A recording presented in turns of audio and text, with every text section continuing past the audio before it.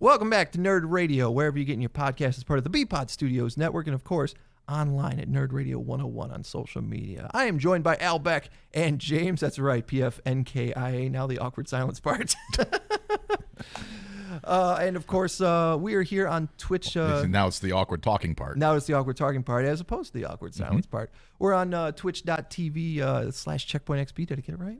You got it right. You nailed it. Look at that. Now I'm useless. I was going to say, you've been automated. All right. I have no purpose. You can leave now. Yep, for sure. Actually, Replace me with a robot. I don't want to do that over there. So. You don't want to play Guitar Hero with the cameras over there? No.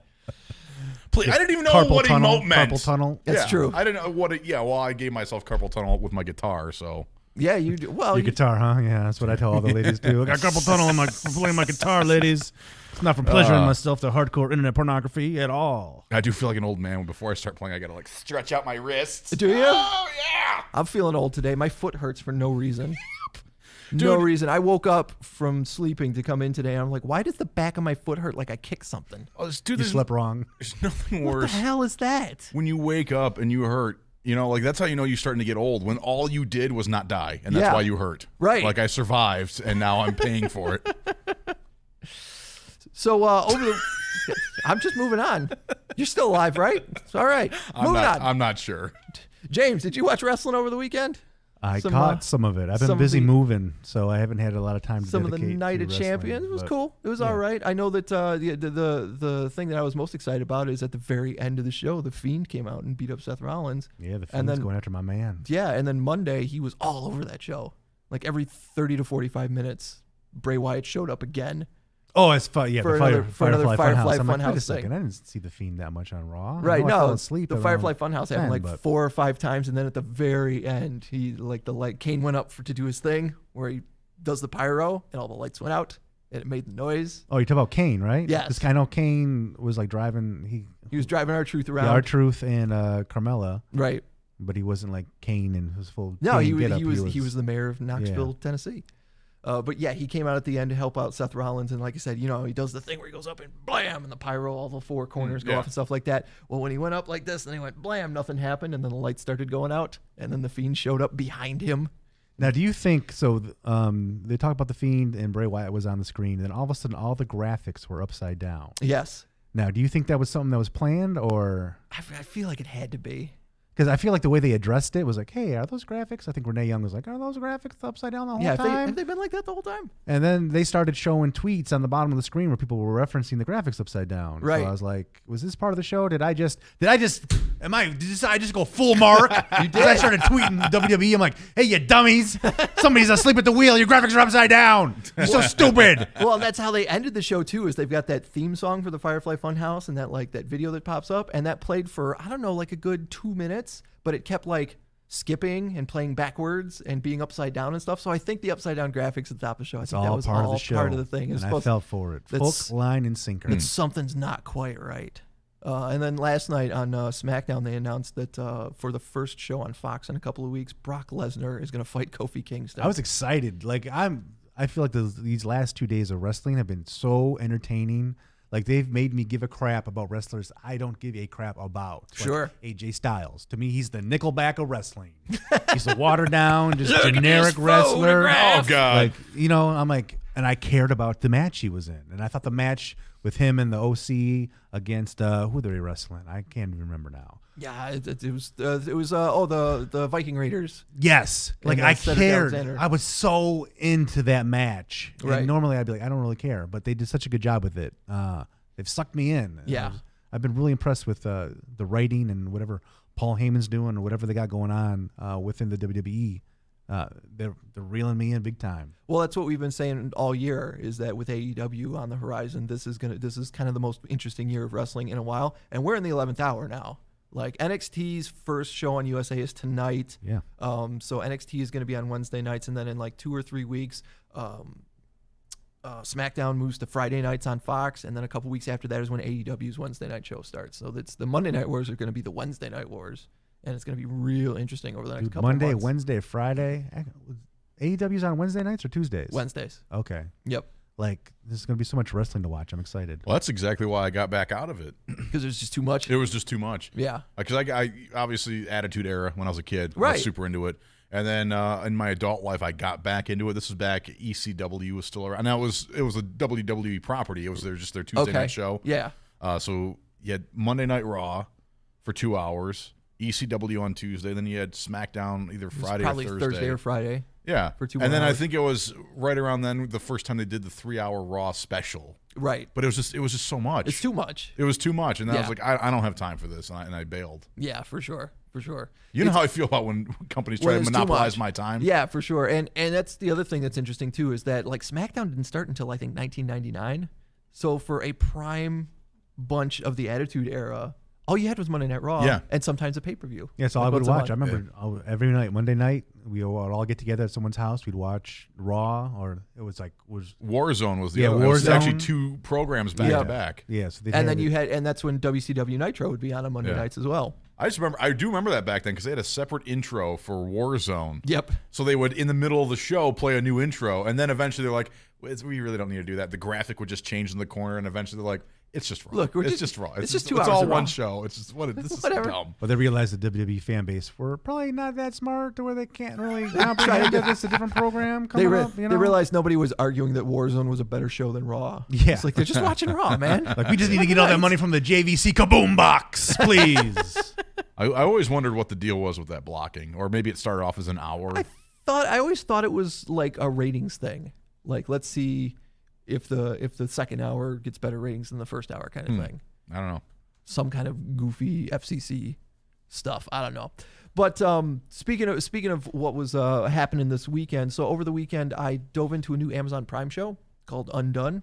Have you Okay. seen any ads for this? No. It's a rotoscoped animated thing. So rotoscoping is when they actually film stuff with actors and actresses and then animate over top. Like motion capture That's it. stuff? Like Yeah. the Scanner Okay. Darkly movie? With, Yes, exactly Keanu like Reeves? Scanner Darkly. Okay. Yeah, this stars Rose Salazar. She was in Battle Angel Alita as Okay. well as the first season of American Horror Story, and Bob Odenkirk. Oh, nice. Bob Odenkirk plays her father, who has disappeared on her when she was younger, and comes back to her. I've only watched the first 2 episodes, but comes back to her almost as a vision when she gets in a car accident, and tells her that she has this ability, which apparently her grandmother had, where she can move herself into different parts of her timeline. She can like wake up when she was 9 years old and relive a day there, or she can wake up 3 hours ago kind of thing. That's cool. Bob Odenkirk's so good. He is really neat, and it's funny because I was watching it with Amy, and it wasn't until almost the end of the second episode she's like, "Is that the guy from Breaking Bad? Is that Saul?" I was like, Saul "Oh, yeah. Goodman? No, that's the voice for sure." Yeah.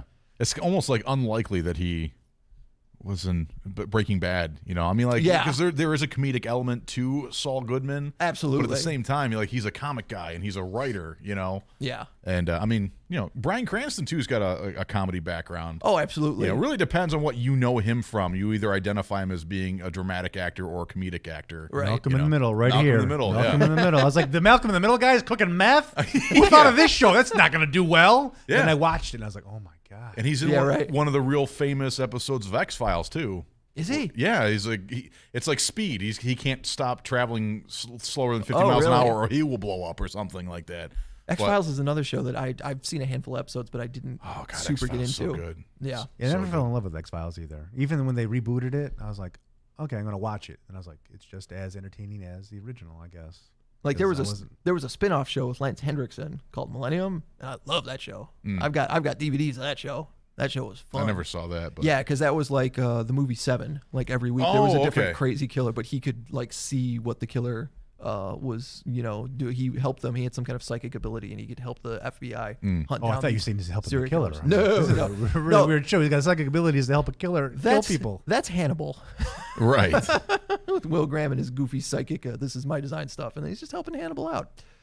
But one of the other things I want to talk about that's going on this weekend is it's a new month. So PlayStation Network, if you have a subscription to the PlayStation Network, they have some new games up. This month's games are Batman: Arkham Knight.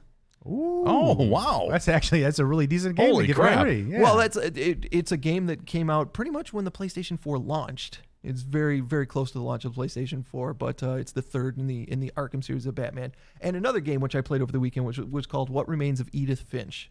And it's one of those games that's kind of a really good example of video games as art, because it's a first-person game, but it's essentially a storytelling game. Like you're playing the character of Edith Finch, and you're going back to the house that she grew up in, and you're just kind of walking through the house and learning about the family.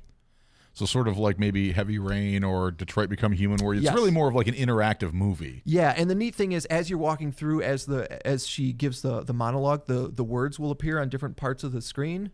Like as you're walking past this chair, they'll appear on the back of the chair, the things that she's saying, and then kind of drop away, which is a neat thing. It's a strange game. It's really good. It's maybe 2 to 4 hours.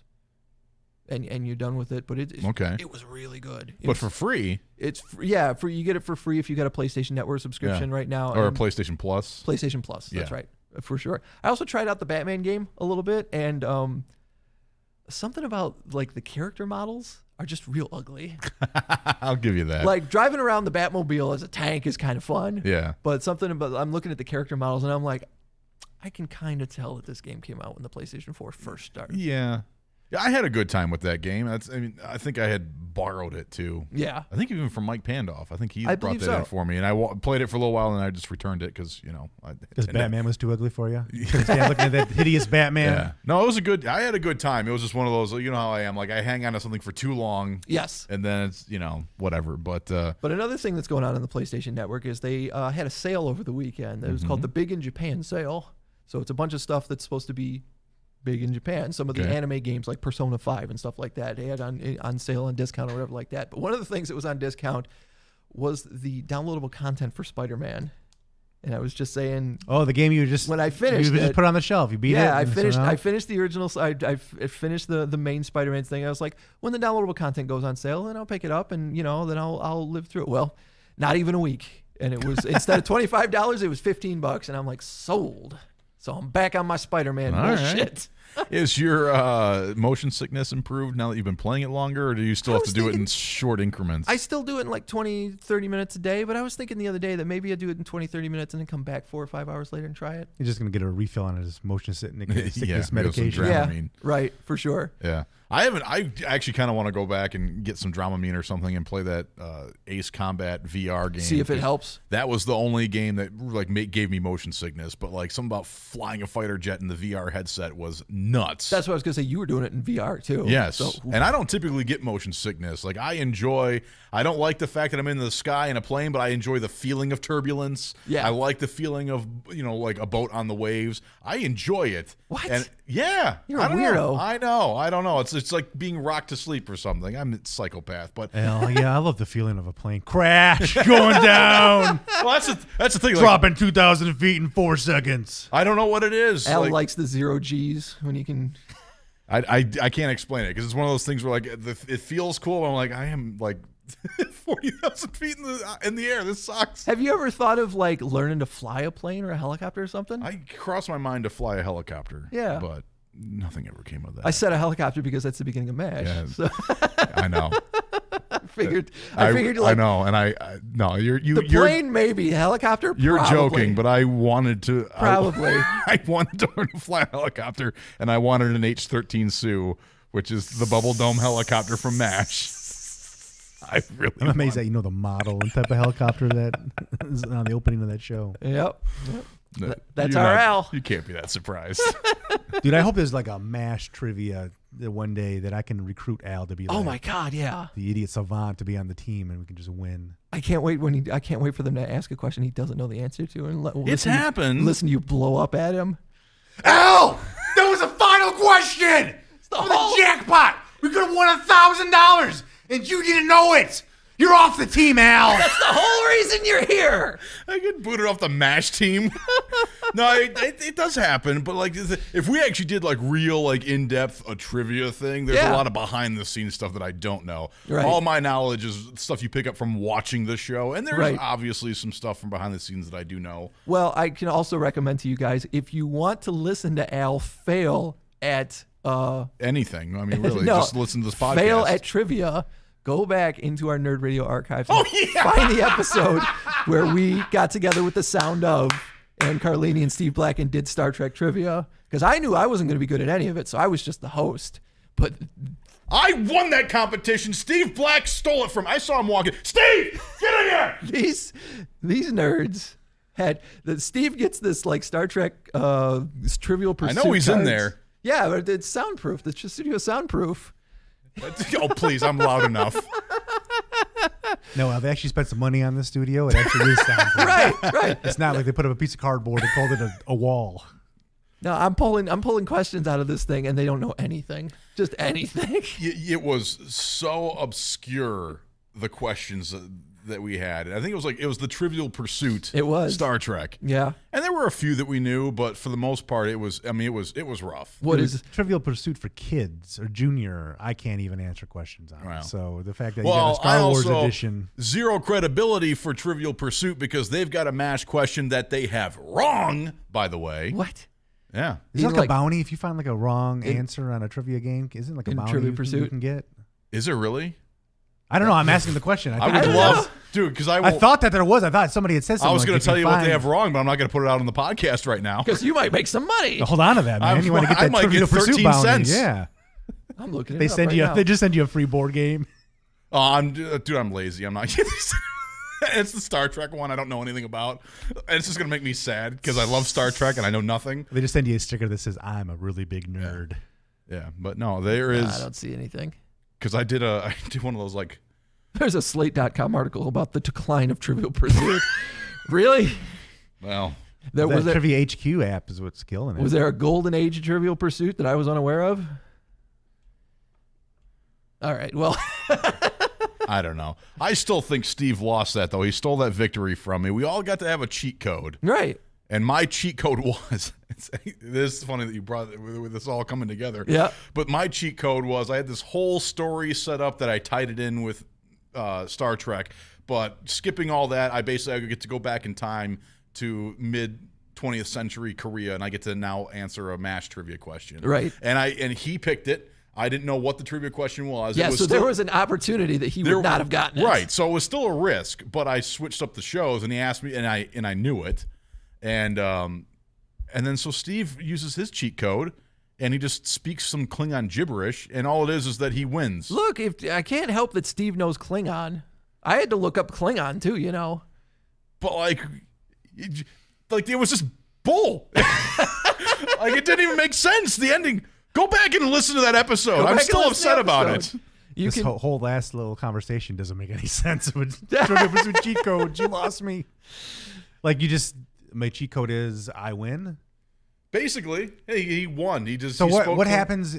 Now you're in mid-century Korea answering trivia questions. Anne started it because she wanted to put a twist on the game, and she was like, "Okay, well, what if I can like have a lifeline? Yeah, Who wants to be a millionaire?" Yeah, so she dialed up her brother, who knows more about Star Trek than she does. Okay, now that so far that makes sense. Right. Okay. But we all got to cheat. And then Al was like, "Well, what if instead of a lifeline, what if you have to ask me a MASH question instead of a Star Trek question?" Okay, because when he said I want to go back to mid-century Korea or whatever, I'm like, so Yeah, now no, you're in like Koreatown answering trivia questions about Star Trek? I don't understand how.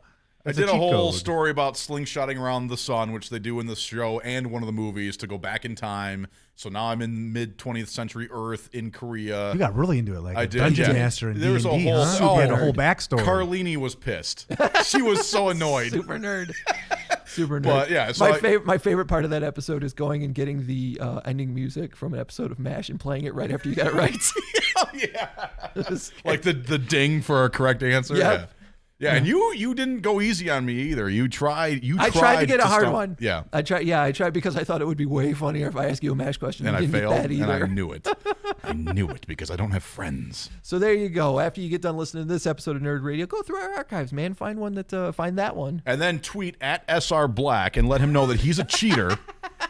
And that I won that round. Right. I think I did have more points too. Like if we didn't do the cheat codes, I would have been if I remember correctly, victorious. Yeah. You were on top of it. I'm coming for you, Steve. Sounds like somebody's still a little salty about it. A little bit. I think he wants a rematch. No, I don't. That game was terrible. It was an awful podcast. It was the worst game show ever. Yeah. Absolutely the worst game show ever. Thanks for tuning in to Nerd Radio, whether you're on Twitch TV on Wednesday afternoons or whether you're downloading the podcast. We absolutely appreciate you, and we hope you search us out on social media. We're on Twitch, or we're on Twitter. We're on Instagram. We're on Facebook at NerdRadio 101. And, of course, we're anywhere you get your podcast, part of the BPod Studios Network. We did this last week. Let's end the show this week with another one of our great reviews on Apple Podcasts, huh? This one from KDog412 says, great podcast. I really like how you hit on all the subjects. Really like how we go from Comic-Con to movies to even wrestling, and we got him back into wrestling again. Awesome. Yeah. So there you Very go. cool. K-Dog. I wonder if it's named after Conan, Maybe? the wrestler. Yeah. Nice. But, so we got KDog412 back into wrestling. One of these days we're going to get Al back into wrestling. I don't know, maybe. Are you specifically going to Apple Podcasts? Where can they review so they might get it I'm going right to on the Apple show? Podcast review. I haven't been able to find like any of the other reviews, but I'm looking for them for Okay. sure. Jay Moore says we need more anime talk. We'll see what we can do. Oh, you're into anime. We kind of lost a little bit of that when we lost Jefferson. For sure. Jefferson was super into anime, too. I tend to wonder if Jay Moore 930 is actually Jefferson. Oh, maybe it is. No, that's Pepsi Man. Okay, fair He's an enough. OG man. Oh, is he? Mafia member. Yeah. Oh, okay. Nice. What's up, Jay Moore? That's All right. Jefferson is a J Moore. He is. Is he really? Yeah, He Jefferson is. Moore, Wow. yeah. Maybe Jefferson is part of the Mafia. Yeah, we'll have to see if we can get him on the horn or something one day. I and agree. Maybe, Yeah, I talked to him last Bring it month, and he back. was talking about maybe coming by. I'm like, we got plenty of mics for it now. Yeah, I know. It'll be a good time. All right, we'll talk to you guys next week. Thanks for watching and listening to Nerd Radio.